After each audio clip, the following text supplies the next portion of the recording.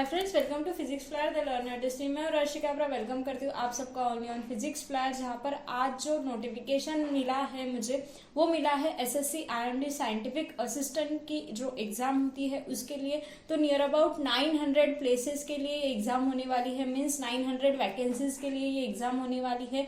तो एसएससी जो है अपना स्टाफ सिलेक्शन कमीशन वो आईएमडी साइंटिफिक असिस्टेंट, आईएमडी कौन सा डिपार्टमेंट है, इंडिया मेट्रोलॉजिकल डिपार्टमेंट में जो साइंटिफिक असिस्टेंट की पोस्ट है उसके लिए एक एग्जाम होती है, उसका नोटिफिकेशन मिल गया है। तो ये जो एग्जाम है वो BSc pass out student they सकते हैं। तो क्वालिफिकेशन क्या क्या चाहिए, क्या क्या मैंडेटरी है, एज लिमिट क्या है, इंपॉर्टेंट डेट्स क्या है, फॉर्म कब भरना है, क्या भरना है, फीस कितनी है, एग्जाम का पैटर्न कैसा होगा, एग्जाम का सिलेबस कैसा होगा, और एग्जाम का एक मैं पीवाईक्यू जो है मतलब प्रीवियस ईयर पेपर जो है मैंने एक लाया है, मीन्स आपको समझ जाएगा कि क्वेश्चंस की लेवल जो है वो कितनी रहेगी। ठीक है, तो बिना टाइम वेस्ट के अपन क्या करेंगे, डायरेक्टली जो ऑफिशियल नोटिफिकेशन है उसी पर जाएंगे और उसी से मैं आपको सब कुछ बता दूंगी। डिस्क्रिप्शन में आपको वो ऑफिशियल नोटिफिकेशन का पीडीएफ भी मिल जाएगा, तो आप वहां से भी सब कुछ चेकआउट कर सकते हो। ठीक है, अगर अभी तक चैनल सब्सक्राइब नहीं किया तो सब्सक्राइब आपको जरूर कर लेना है। ऐसे ही नए नए नोटिफिकेशन, उसके साथ साथ फिजिक्स रिलेटेड बहुत सारे वीडियोज आने वाले हैं for competitive exams and theory both. ठीक है, तो चलिए अपन डायरेक्टली नोटिफिकेशन जाते हैं। तो दिस इज द नोटिस जो है वो आपको यहाँ पर दिख रही होगी। तो दिस इज द नोटिस। तो चलिए नोटिफिकेशन देख लो। नोटिफिकेशन जो है वो साइट पर अभी कल ही आई है, और ये जो है आपको सब कुछ यहाँ पर दिख रहा होगा कि sscnic.in पर आपको ये नोटिफिकेशन मिल जाएगी। तो ये नोटिस में देखो क्या क्या आपको यहाँ पर मिलने वाला है। तो देखो फर्स्टली अपन देख लेंगे कि इंपॉर्टेंट डेट्स क्या है। तो ये जो एग्जाम कंडक्ट होने वाली है वो होने वाली है साइंटिफिक असिस्टेंट के लिए। ठीक है, और साइंटिफिक असिस्टेंट के लिए ये जो एग्जाम कंडक्ट होंगी उसमें आपको जो डेट है सबमिशन, फॉर्म सबमिशन का, तो कल से ये फॉर्म शुरू हो गए हैं 18 मतलब 18 अक्टूबर तक ये फॉर्म शुरू रहने वाला है। तो नियर अबाउट 18 डेज आपको मिलने वाले हैं फॉर्म फिलअप करने को। 18 जो है लास्ट डेट है। आप चलन थ्रू भी फॉर्म मतलब भर सकते हो, चलन निकालकर, आप ऑफलाइन चलन निकालकर भी पेमेंट कर सकते हो, या फिर आप जो है यूपीआई से भी पेमेंट कर सकते हो। तो चलन से पेमेंट करने की लास्ट डेट है 19 एंड जो यूपीआई से लास्ट डेट है पेमेंट करने की वो है 20। ठीक है, तो ये जो है 18 तक आपको फॉर्म भर लेना है। 19-20 तक आप क्या कर सकते हो, फी पेमेंट कर सकते हो। ठीक है, एग्जाम का। दूसरी बात ये कि आपका कुछ प्रॉब्लम हो जाता है, कोई गलती हो जाती है फॉर्म में, तो वो जो गलती सुधारने के लिए 25 अक्टूबर को जो है विंडो फिर से खुलेगा। वो सिर्फ और सिर्फ जो है आपका जिन लोगों की पेमेंट हो चुकी है और जिन लोगों को कुछ प्रॉब्लम आ गया है, नेम में कोई स्पेलिंग मिस्टेक हो गई या फिर कुछ फॉर्म में गड़बड़ हो गई है, फोटोग्राफ ठीक से नहीं अपलोड हुआ है, तो उसके लिए करेक्शन विंडो खुलेगा 25 अक्टूबर को। ठीक है, ये बेसिक सी बात होगी। ओके, अब ये जो साइंटिफिक असिस्टेंट ये पोस्ट है वो किसके लिए है और किसके थ्रू ये होने वाली है, यहाँ पर सब कुछ दिया हुआ है कि ये जो स्टाफ सिलेक्शन कमीशन है ये कंडक्ट करता है एक कॉम्पिटिटिव एग्जाम, मीन्स आपकी ये एग्जाम होंगी उसी पे से रिक्रूटमेंट होने वाली है। तो 900 प्लेसेस के लिए ये जो है रिक्रूटमेंट होने वाली है। ये होती है फॉर अ आईएमडी डिपार्टमेंट, मतलब आपका इंडियन मेट्रोलॉजिकल डिपार्टमेंट के लिए for the post of scientific assistant ये एग्जाम होंगी, जिसमें आपको ग्रुप बी पोस्ट मिलने वाली है। कौन सी पोस्ट मिलने वाली है, group B non gazetted post आपको मिलने वाली है, जिसका पे लेवल जो है पे लेवल रहने वाला है 6। अब 6 पे लेवल है तो आप गूगल सर्च कर सकते हो 6 पे लेवल के लिए आपको पेमेंट कितनी मिलने वाली है, आप ये क्या कर सकते हो, गूगल सर्च कर सकते हो। ठीक है, तो ये जो है एसएससी स्टाफ सिलेक्शन कमीशन जो है ये एग्जाम को कंडक्ट कराती है, और आपको ग्रुप बी की नॉन गैजेटेड लेवल 6 की आपको क्या मिलने वाली है, वहां पर पोस्ट मिलने वाली है। ठीक है, और ये जो है वो बेसिक चीजें हैं। देखो 900 प्लस मैंने बताया था, 990 पोजीशंस के लिए ये जो है वो होने वाली है, और सभी के लिए रिजर्व कैंडिडेट है, मतलब एससी के लिए कुछ सीट्स है, एसटी के लिए, ओबीसी के लिए, ईडब्ल्यूएस के लिए एंड पीडब्ल्यूडी के लिए। ठीक है, तो ऐसे कर सबके लिए जो है आपको यहाँ पर रिजर्वेशन देखने को मिलेगा। नेशनैलिटी और सिटीजनशिप आपकी इंडिया की, नेपाल की, भूटान की हो अगर रही तो आप ये एग्जाम दे सकते हो। ठीक है, तो बेसिक चीजें। हाँ, अब रही बात एज की, तो एज लिमिट क्या है, तो अगर आप 18-10 तक अगर आप 30 ईयर्स के होते हो तो आप ये फॉर्म भर सकते हो। अगर 13-10-2022 मतलब 13 अक्टूबर 2022 के आगे मतलब उसके बाद 31 ईयर के अगर आप होते हो तो आप ये फॉर्म नहीं भर सकते हो। मीन्स सिंपली आपको एज लिमिट कितनी है, 30 ईयर है। और ये जो है 17/10/2004 के बाद के बॉर्न नहीं चलते हैं, मतलब नहीं चाहिए, और 19/10/1992 के पहले के नहीं चाहिए। मतलब अगर आपकी डेट जो है, बर्थ डेट जो है 19/10/1992 टू 17/10/2004 के बीच में लाई करती है, तो ये आप फॉर्म भर सकते हो। एंड ये एज का जो रिलैक्सेशन है वो भी यहाँ पर आपको दिया हुआ है, तो वो आप आपके हिसाब से देख सकते हो, ठीक है। और एक बात यहाँ पर, एक्स सर्विसमैन के इसको 3 इयर्स का डिडक्शन दिया हुआ है, लेकिन यहाँ पर आपको स्ट्रिक्टली बताया हुआ है कि for the post of scientific assistant, कोई भी ग्रुप बी के लिए पोस्ट के लिए जो साइंटिफिक असिस्टेंट है उसके लिए यहाँ पर एज का रिलैक्सेशन जरूर दिया हुआ है, लेकिन वहां पर कोई भी रिजर्व सीट नहीं है, ठीक है। तो यहाँ पर दिया हुआ है आपको ये वाला इंपॉर्टेंट पॉइंट, ठीक है, समझ में आई बात। अब दूसरा जो है ये सब कुछ बेसिक है, आपको ये अगर पढ़ना है तो आपको मैं यहाँ पर पीडीएफ प्रोवाइड कर दूंगी, तो आपको यहाँ से पीडीएफ मिल जाएगा, तो आप वो देख सकते हो, ठीक है। ये हो गई बात इसके लिए। अब क्वालिफिकेशन जो है वो क्या चाहिए, एक तो आपकी बैचलर डिग्री चाहिए इन साइंस, ठीक है। आपकी क्या चाहिए, बैचलर डिग्री साइंस। तो बैचलर डिग्री साइंस मीन्स आप बीटेक वाले हो सकते हो या फिर आप बीएससी स्टूडेंट हो सकते हो, ठीक है। तो अब बीएससी भी कौन सी, तो बीएससी होना चाहिए आपकी एक तो one of the physics subject, या फिर कंप्यूटर साइंस में बीएससी होना चाहिए, या फिर आपकी आईटी में, या फिर कंप्यूटर एप्लीकेशन में आपका बैचलर्स होना चाहिए। तो ये होगी आपकी मेन एलिजिबिलिटी ये एग्जाम को देने के लिए। इसेंशियल एजुकेशन जो है वो आपको कितना चाहिए। दूसरी बात ये कि आपका जो कुछ भी क्वालिफिकेशन है, आपकी जो कुछ भी बीएससी डिग्री है, अगर आपके परसेंटेज में मार्क्स आते हैं तो 60% जो है वो क्राइटेरिया है। 60% के अबो आपको अगर परसेंटेज मिले हैं तो ही आप ये एग्जाम दे सकते हो और तो ही क्वालिफाई कर सकते हो, ठीक है। और दूसरी बात, अगर कहीं कहीं कोई यूनिवर्सिटीज में जो है सीजीपीए से होता है तो 10 के पॉइंटर में 6.75 अगर आपका सीजीपीए है या फिर उससे ज्यादा सीजीपीए है तो आप यहाँ पर अप्लाई कर सकते हो, ठीक है।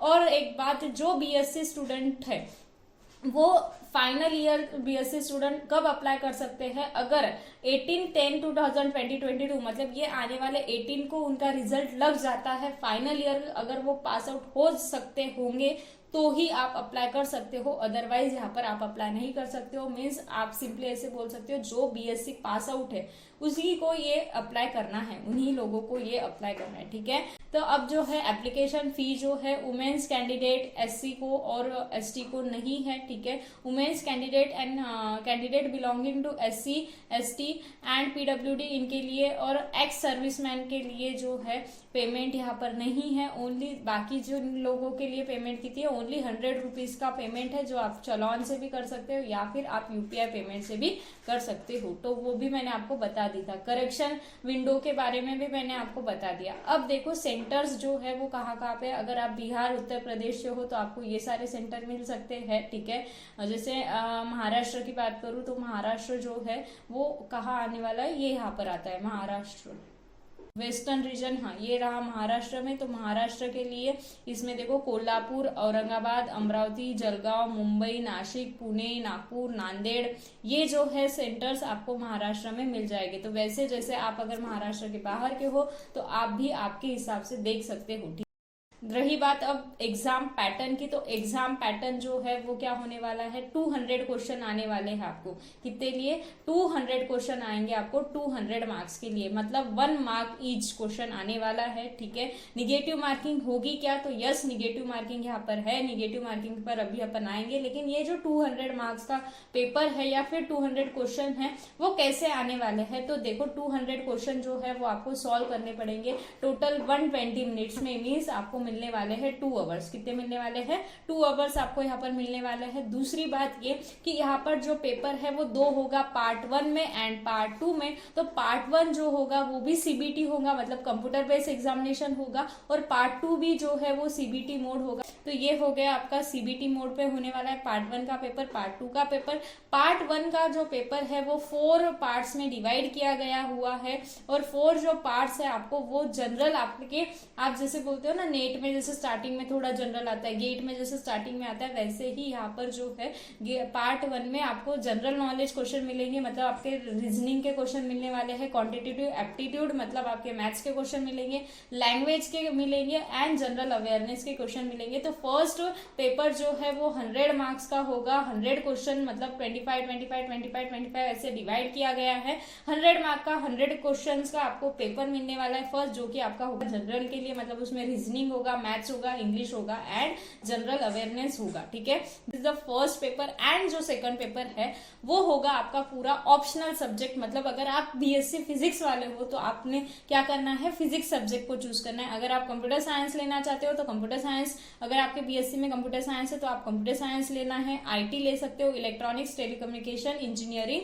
ये भी एक ऑप्शन है। तो this is the optional subject. First subject सबको कंपलसरी होने वाला है पूरा commonly same, and second subject आप आपके इससे ले सकते हो, फिजिक्स ले सकते हो, कंप्यूटर साइंस ले सकते हो या फिर इंफॉर्मेशन टेक्नोलॉजी ले सकते हो। ठीक है, आपको जो लेना है आपकी बीएससी जिसमें हुए उस टाइप में आप ले सकते हो। ठीक है, तो यही बस यहाँ पर दिया हुआ है। और यहाँ पर देखो मैंने बताया था कि निगेटिव मार्किंग रहने वाली है, तो यस निगेटिव मार्किंग रहने वाली है। तो 0.25 की निगेटिव मार्किंग रहने वाली है, मीन्स 1/4 निगेटिव मार्किंग रहने वाली है। अगर 1 मार्क का क्वेश्चन होता है तो 1/4 आपके, अगर 1 मार्क का राइट होता है एंड 1 मार्क का रॉन्ग होता है तो आपको क्या हो जाएगा, 0.25 जो है मार्क्स डिडक्ट हो जाएंगे और आपको मिलेंगे 0.75 मार्क्स। ठीक है, ये मैंने एग्जांपल बताया। अगर एक क्वेश्चन राइट होता है, एक क्वेश्चन रॉन्ग होता है तो आपको मिलेंगे 0.75 मार्क्स, मीन्स आपको 0.25 कट हो जाएगी उसमें से। ठीक है, तो ऐसे आपका निगेटिव मार्किंग का पेपर होने वाला है। ठीक है, और क्या रहा सिलेबस। अब देखो यहाँ पर जो सिलेबस है वो दिया हुआ है। जनरल इंटेलिजेंस रीजनिंग में आपको क्या क्या पूछ सकते हैं, जनरल अवेयरनेस में आपको क्या क्या पूछ सकते हैं। ठीक है, क्वांटिटेटिव एप्टीट्यूड मीन्स आपका time, distance, loss, profit, percentage ratio, proportion, square, mixture, ये जो सब है ये मैथ्स से रिलेटेड होता है। ठीक है, इंग्लिश में आपको ये पूछ सकते हैं, इंग्लिश ग्रामर पूछ सकते हैं, वोकैबुलरी पूछ सकते हैं, सिनोनिम्स, एनोनिम्स, स्पेलिंग्स, ये ऐसे थोड़े से बेसिक पेपर होता है। अब मेन पॉइंट पर आते हैं अपने फिजिक्स के ऊपर। ठीक है, तो फिजिक्स का सिलेबस देखो क्या है। फिजिक्स का है मैकेनिक्स। ठीक है, मैकेनिक्स, उसके बाद में है thermal physics, radiation and sound. ठीक है, मतलब ये थर्मल है, थर्मोडायनामिक्स आ जाता है। ये यहाँ पर वेव्स, ऑसिलेशन। ठीक है, और क्या है यहाँ पर ऑप्टिक्स। ठीक है, ऑप्टिक्स है, इलेक्ट्रिसिटी एंड मैग्नेटिज्म। तो अगर आपने ये सिलेबस देखा होगा तो आपका जो बेसिक है ना, बेसिक ही सिलेबस है। एटॉमिक एएमपी भी है यहाँ पर, इलेक्ट्रॉनिक्स भी है, कैलकुलस भी है, लीनियर अलजेब्रा भी है, वेक्टर अलजेब्रा एंड कैलकुलस है। मीन्स ये सारे जो है, ये तीनों जो है वो आ जाते हैं आपके एमएमटी में, मैथमेटिकल मेथड इन फिजिक्स। अगर आपने बीएससी में जाम की एग्जाम दी होंगी तो आपको ये पता होगा, या फिर आप एमएससी में हो, या फिर आप जेस्ट की तैयारी कर रहे हो, या फिर आप गेट की तैयारी कर रहे हो, तो आपको ये सिलेबस पता होना चाहिए। जो बेसिक सिलेबस है वो आपको यहाँ पर क्या मिलने वाला है, देखो आपको मैं सिंपली अगर बता दूं तो फिजिक्स में आपको मैकेनिक्स है, यहाँ पर मैकेनिक्स के साथ साथ आपको थर्मो होना चाहिए, आपके पास थर्मो भी है। उसके बाद में waves and optics, waves and oscillation है, और ऑप्टिक्स जो है वो अलग से दिया हुआ है। अगर आपने मार्क किया होगा तो ये जो है वो पूरा की पूरा बेसिक सिलेबस है। अब इलेक्ट्रिसिटी और मैग्नेटिज्म जो है वो अपना ईएमटी में से आ जाता है। ठीक है, एंड देन है आपके पास एटॉमिक स्ट्रक्चर जो कि आता है आपका एएमपी में। ठीक है, एटॉमिक एंड मॉलिक्यूलर फिजिक्स है, और फिर इलेक्ट्रॉनिक्स है आपका। ठीक है, इलेक्ट्रॉनिक्स में डायोड्स हैं, सिंपल रेक्टिफायर, एम्पलीफायर, ये सब कुछ है, और कैलकुलस जो है वो सब आ जाता है आपका एमएमपी में। तो ये जो सब है सिलेबस वो आप देख सकते हो। अब ये सिलेबस की जो सिलेबस ऐसा है, बहुत बड़ा दिख रहा है, लेकिन इतना कुछ टेंशन लेने वाली वहां पर बात नहीं है, क्योंकि देखो 100 क्वेश्चन आपको आने वाले। कितने क्वेश्चन आने वाले हैं? 100 क्वेश्चन आने वाले फिजिक्स पर। तो 100 क्वेश्चन आने वाले इन सारे सिलेबस पर, और आपको नियर अबाउट 2 आवर्स में आपको कितने क्वेश्चन करना है? 200 क्वेश्चन करना है। मतलब 100 क्वेश्चन के लिए आपको मिलेगा 1 आवर सॉल्वेशन के लिए। तो 1 आवर में आपको 100 क्वेश्चन सॉल्व करना है, means 60 minutes and 100 question, 60 minutes and 100 question. तो आपको ये क्या है ये भी मैं आपको बता देती हूँ कि लास्ट ईयर का जो कट ऑफ है, मतलब लास्ट ईयर का मीन्स लास्ट एग्जाम का जो कट ऑफ है वो भी मैं आपको बता देती हूँ। दूसरी बात ये कि आपको ये जो सारा सिलेबस है ऐसे समझ के चलो कि बीएससी पास आउट स्टूडेंट आप दे रहे हो ना, तो बीएससी पास आउट स्टूडेंट को ऐसा समझ के चलो कि आपको first year, second year and third year तीनों ईयर का क्या करना पड़ेगा, सिलेबस करना पड़ेगा। दूसरी बात यहाँ पर आपको समझ में आ गया होगा, लेकिन मैंने ऊपर बोलना भूल गई थी, ये जो पेपर है वो पूरा की पूरा जो पेपर है वो कौन सा पेपर होने होने वाला है थ्योरी बेस होने वाला है क्या, नहीं। 1 मार्क के लिए क्या थ्योरी पूछने वाले, नहीं, ये होने वाला है MCQ बेस, ठीक है, वो बोलना भूल गई थी। तो MCQ बेस ही यहाँ पर होने वाला है। तो आप अगर आपने कभी जेस्ट की एग्जाम की प्रिपरेशन की होगी या फिर IIT जाम की प्रिपरेशन की होगी तो आपको पता होगा कि कॉम्पिटेटिव एग्जाम कैसे आती है, तो उसके प्रिपरेशन में आप हेल्प कर सकते हो। तो अब ये जो चैनल है, मेरा चैनल जो है वो आपको theory as well as MCQ दोनों भी प्रैक्टिस करवाता है। तो बस आपको क्या करना है, मेरे चैनल पे जाना है, जो जो पॉइंट आपको लगता है कि यूजफुल है वो आप क्या कर सकते हो, पढ़ाई कर सकते हो वहां से, ठीक है। जैसे मेरे पास यहाँ पे केपलर्स लॉ मैंने डाले हुए, न्यूटन्स लॉ मैंने डाले हुए, राइट। अब ऐसे कर कर मैं थोड़े थोड़े और वीडियोस भी डालने वाली हूँ, ठीक है। तो ऐसे आपको क्या करना है, अच्छे से सिलेबस को स्टडी करना है, सिलेबस में क्या क्या है और उसके क्या करना है। PYQs भी आपको मिल जाएंगे, बहुत सारे टेलीग्राम ग्रुप है, वहां पर भी आपको PYQs जो है वो मिल जाएंगे, ठीक है। और बहुत सारी चीजें आपको मिल सकती है, आप बस आपको सर्च करना पड़ेगा, ठीक है। तो ये जो है वो सिलेबस है, 100 क्वेश्चन आने वाले हैं 1 आवर के लिए, 100 मार्क्स के लिए, ठीक है। तो ये जो है कंप्यूटर एंड साइंस टेक्नोलॉजी, इसके ऊपर नहीं जाते। अगर आप suppose to be computer science वाले हो, CS वाले हो, तो आप क्या करो, ये नीचे वाला सिलेबस देख लो, PDF आपको मिल जाएगा, ठीक है। तो ये आपका कंप्यूटर साइंस का इलेक्ट्रॉनिक्स एंड कम्युनिकेशन का ये सिलेबस है, ठीक है। अब यहाँ पर देखते हैं कि कट ऑफ कितना जाता है। तो कट ऑफ जो है 200 मार्क्स में से, यहाँ पर देखो ये लिस्ट जो है पिछले एग्जाम की लिस्ट यहाँ पर मिली है मुझे। तो ये पिछले एग्जाम की लिस्ट है। तो हाईएस्ट मार्क्स जो है, हाईएस्ट स्कोरिंग मार्क्स जो है वो 184 है, ठीक है। हाईएस्ट स्कोरिंग मार्क्स कितने यहाँ पर आपके पास 184 का हाईएस्ट स्कोर है। कास्ट वाइज जो आपका कट ऑफ है वो कितना लगने वाला है, तो देखो यहाँ पर लास्ट ईयर का था, लास्ट ईयर मतलब लास्ट एग्जाम में 1102 प्लेसेस थे, उसमें ऐसा डिवाइडेशन किया गया था वैकेंसीज पर। लेकिन अब यहाँ पर 1102 नहीं, अब यहाँ पर 990 जो है वो है, और वो 990 होने वाला है, ठीक है। और जो है computer based paper part 1 and part 2 दोनों के हिसाब से यहाँ पर होने वाला है, ठीक है। अब जो है पार्ट 1 एंड पार्ट 2 दोनों में भी आपको क्या करना पड़ेगा, क्वालिफाई होना पड़ेगा, मतलब 100 मार्क्स और 100 आवर मिलकर। और यहाँ पर जो कट ऑफ है वो जनरल कैटेगरी के लिए लगता है 138 मार्क्स। कितना जनरल कैटेगरी के लिए लगता है 138, एंड देन ये सब कैटेगरी है, ठीक है, OBC ST एंड SC। तो जनरली आपको ऐसे समझ के चलो कि 140 प्लस मार्क्स आपको मिलाने पड़ेगी, ठीक है। और हाईएस्ट मार्क मैंने बताया कि हाईएस्ट मार्क जो थे 184 हाईएस्ट मार्क थे यहाँ पर, ऑल इंडिया रैंक 1, ठीक है। तो 140 प्लस मार्क्स अगर आप लाते हो जनरल, तो आप कैटेगरी के हिसाब से भी, मतलब जनरल कोई भी कैटेगरी हो, तो आप क्या कर सकते हो, ये एग्जाम को क्वालिफाई कर सकते हो, ठीक है। तो this is the cut off marks. अब अपन जाते हैं, मैंने एक देखो यहाँ पर मुझे एक पेपर मिला था, तो ये जो है एग्जाम जो है 23 नवंबर 2017 में ये एग्जाम हुई थी। 2017 के बाद में मुझे कुछ मिला नहीं है, तो आई डोंट थिंक कि 2017 के बाद में एग्जाम हुई है। तो this is the one of the great opportunity कि आप अभी फॉर्म भर दो, और अच्छी है, मतलब ये जो पोस्ट है वो एक अच्छी पोस्ट है। 6th लेवल का पे जो है वो आप सर्च कर सकते हो गूगल में, अच्छा खासा अमाउंट आपको मिलता है, ऊपर से गवर्नमेंट जॉब है, ठीक है। तो गवर्नमेंट जॉब है तो समझ लो अच्छा ही है, ठीक है। तो ये देखो आपके पास एक पेपर मैंने यहाँ पर देखा है, तो ये पेपर आपको, ये फर्स्टली जो है आपका बहुत सिंपल सा पेपर आता है, ज्यादा कुछ नहीं आता है। ये अब मैं फर्स्ट पार्ट पे नहीं जाऊंगी, ये फर्स्ट पार्ट पे पेपर आता है, ये फर्स्ट पार्ट में क्या क्या क्वेश्चंस आते हैं उस पे नहीं जाएंगे अपन, डायरेक्ट जाएंगे अपने फिजिक्स वाले पार्ट पर। जैसे जनरल एप्टीट्यूड आपने कभी नवोदय वगैरह दी होंगी ना तब, या फिर बैंकिंग वगैरह की प्रिपरेशन की होंगी, तो आपको SSC के भी, अगर SSC के दूसरे पेपर्स कुछ दे रहे होंगे तो भी आपको पता होगा कि ऐसे क्वेश्चंस आते हैं, ठीक है। तो ये जो क्वेश्चंस है वो तो आपके हो गए इसके।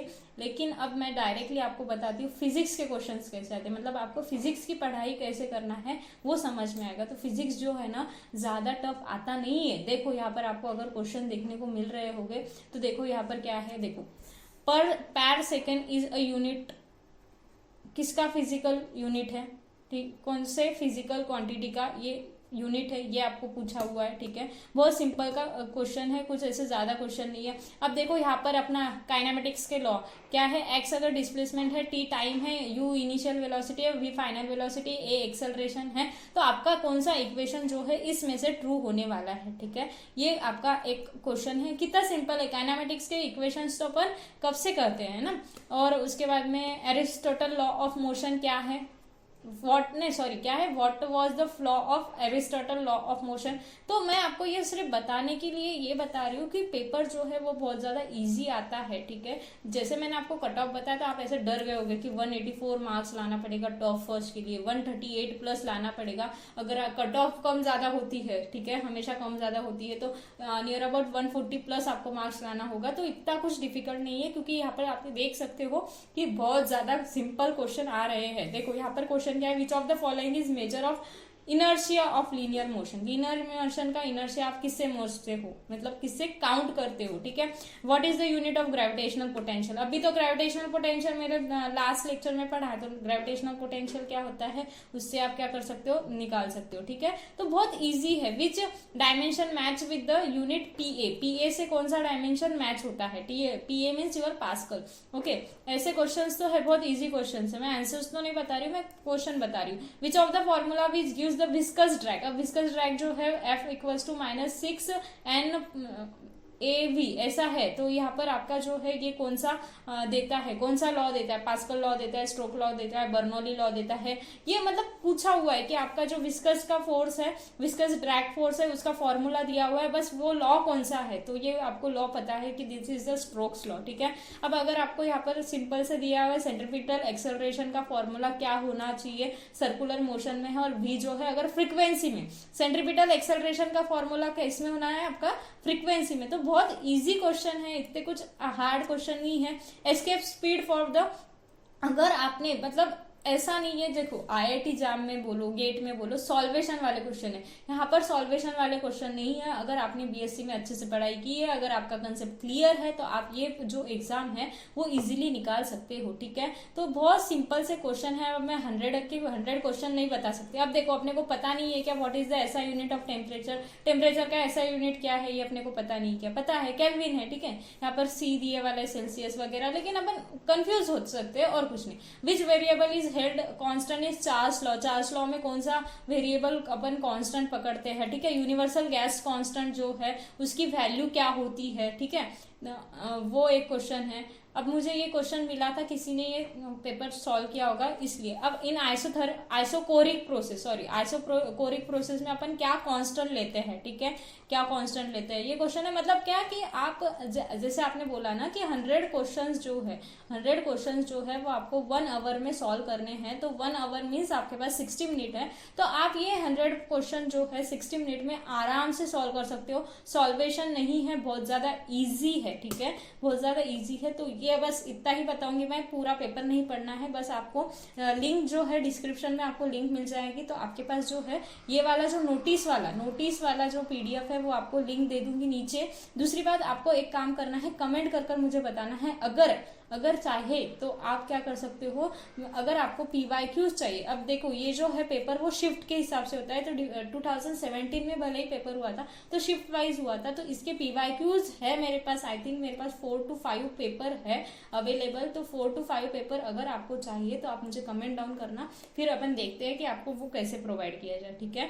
और अगर फीस, देखो फीस बहुत कम है, 100 रुपीज ही फीस है, और बाकी गर्ल्स को तो फीस नहीं है, तो ये भर सकते हो। 990 सीट्स जो है वो सारी कॉमन है, ठीक है। आप कंप्यूटर साइंस मतलब बैचलर इन कंप्यूटर साइंस हो, बैचलर इन फिजिक्स हो या फिर आईटी हो, तीनों के लिए मिलाकर 990 सीट्स है। अरे इतनी सीट्स तो सीएसआईआर वालों को भी नहीं मिलती है, या फिर आईआईटी जाम में भी अगर आप टॉप 1000 में आते हो तो आपको आईआईटी बॉम्बे वगैरह मिलता है। लेकिन वो बात सब आगे हो गई। लेकिन यहाँ पर गवर्नमेंट जॉब मिल रहा है, ठीक है। तो गवर्नमेंट जॉब मिल रहा है। अगर आपको लेवल 6 की पेमेंट देखनी है तो वो आप सिंपल गूगल सर्च करो, आपको मिल जाएगी। तो देख लो आपकी गूगल सर्च करके कि आपको कितनी पेमेंट मिल सकती है, गवर्नमेंट जॉब है ऊपर से, ठीक है। तो ये सब बात होगी बेसिक सी और बहुत इंपॉर्टेंट। तो मिलते हैं नेक्स्ट वीडियो में, तब तक के लिए thank you very much for watching this video. Comment कर मुझे ये बात जरूर बताना कि आपको ये वीडियोस कैसे लगे। कमेंट करके मुझे ये बात जरूर बताना कि आपको ऐसे वीडियोस चाहिए कि नहीं, बीएससी फिजिक्स और एमएससी फिजिक्स, या फिर ऐसे ही बहुत सारे रिक्रूटमेंट के वीडियोस चाहिए कि नहीं, ये भी कमेंट करके मुझे जरूर बताना। मीन्स अपन ये कंटिन्यू करते रहे, ठीक है। तो मिलते हैं नेक्स्ट वीडियो में, तब तक के लिए thank you very much for watching this video.